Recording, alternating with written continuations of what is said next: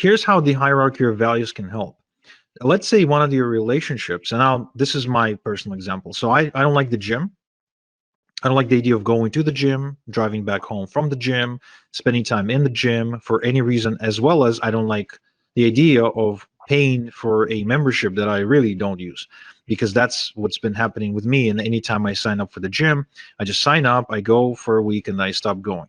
So the gym doesn't really work for me as a way to exercise. Okay, but here's what does work for me. As one of the values for me is relationships. If I find a way to tie the exercise to that third value of mine, relationships, right, and quality relationships, then what we come up with is figuring out a way to do the exercise while you're hanging out with your friends. And for me, that's football. As simple as that. So if I go and I play football a couple times a week or once a week or whatever, right? That allows me to exercise and spend time with people. Not to mention, if I have to stay fit for playing football with my friends, it actually gives me another reason to do stretches and do whatever else, right, to stay fit and to keep myself in shape. So what it means is, now it's obviously not the only way to do it, but what you're seeing is an example of how I tied something that I don't like doing, which is going to the gym or exercising, to something I love doing, which is hanging out with my friends and football. And as a result, created a way to stay fit, or to at least make an effort to stay fit. And you don't need to convince me to go play football with my friends. You don't need to, bribe me to do it. You don't need to explain to me why it's fun, right? It's a built thing. It's like a built-in thing in me, the way my operating mechanism works. And there's a few words should be said about that, by the way. I remember having a coffee with my friend Cabral, who's really like in tune emotionally. Probably one of the most advanced emotional thinkers that I know. So he actually, I was complaining to him how I'm like a negative driven person. How like you can't get me moving by dangling a carrot in front of me, but if you're really scared the living Jesus out of me, then I'm gonna move so fast no one can keep up. And I was saying how I'm really, really, really, really, I really hate it, because I really want to be able to go and do stuff because it's fun and because I want to do it, not because it's survival. Always like running away from the bear.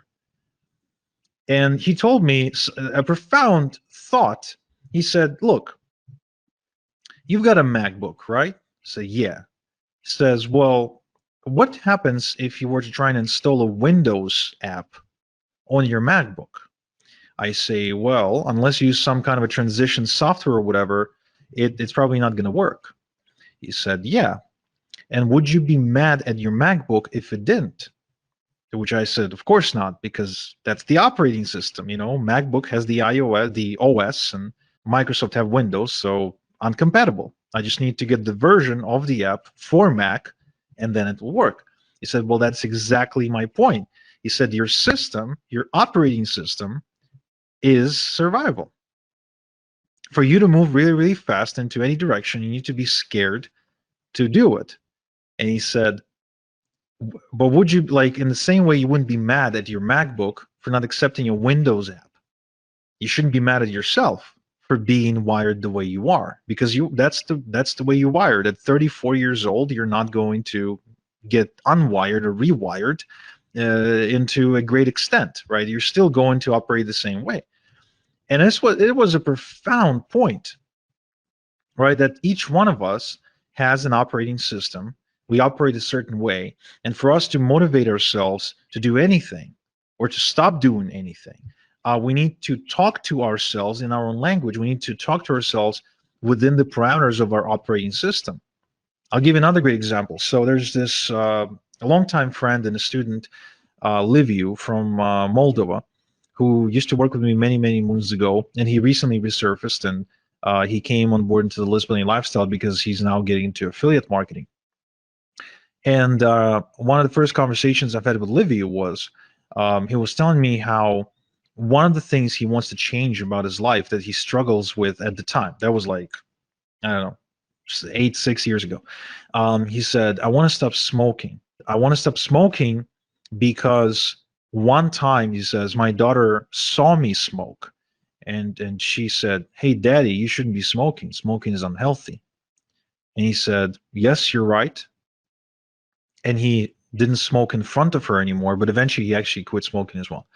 But that's a great example of how his operating system, he recognized that his operating system works in relation, this accountability system works in relation to his daughter. Because I'm pretty sure if his wife was telling him, stop smoking, the effect wouldn't be the same. But as soon as his daughter told him that, hey, daddy, this is not good, Liviu stopped smoking. I'll give you another example. I don't like vegetables, period.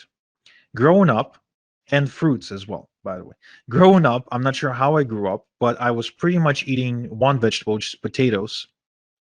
And I didn't eat cucumbers, tomatoes. I never ate an apple or a pear or cherry. I never ate strawberry, etc. I hate all of it. Can't eat it. Never could. Never will. I didn't eat any of this stuff for many, many, many, many years. And then we had Erica. And so Erica started growing up a little bit, and now I'm trying to instill into her the practice of eating healthy stuff. So this means carrots, this means broccoli, this means a lot of different stuff, right? Guess what I ended up doing to motivate my daughter to do it? I started eating carrots, I started eating broccoli, I started eating I don't know, sweet potato and green beans and a lot of this different stuff. Like I'm still not on the range of the different things I could be eating, like between vegetables and fruit. I'm still on the low end of that spectrum.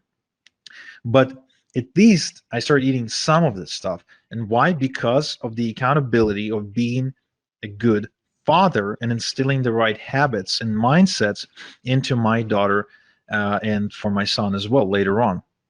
So this accountability concept where you can link whatever it is that you need to start doing or stop doing to to your loved one, for example, right? To whom you hold yourself accountable. That's very, very important. It creates tremendous outcomes.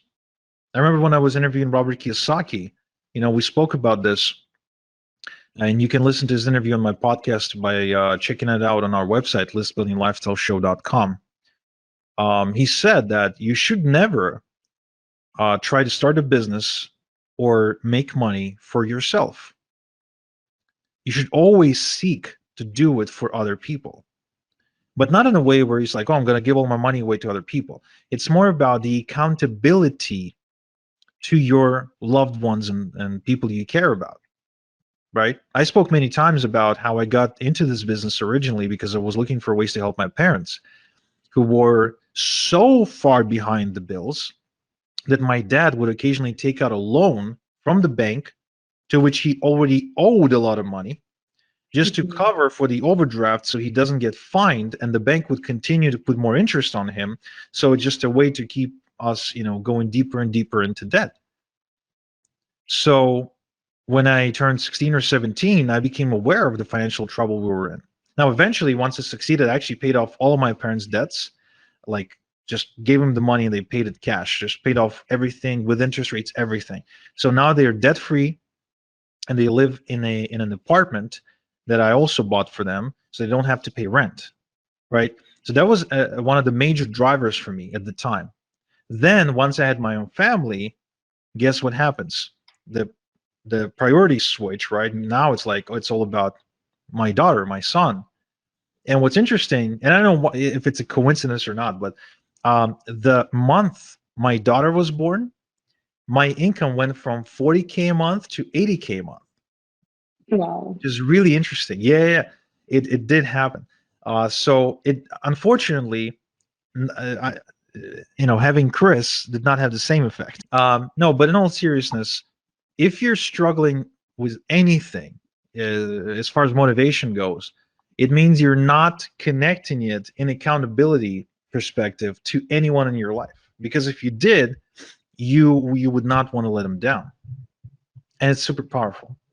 So for me, as soon as I figured out my hierarchy of values, it's like I went into a warp tunnel of Wow. focus. Because as soon as you know what's important for you, you pretty much only spend time doing that, and nothing else even feels important, right? The problem with being unfocused is it makes other trivial BS things feel important, but they're not.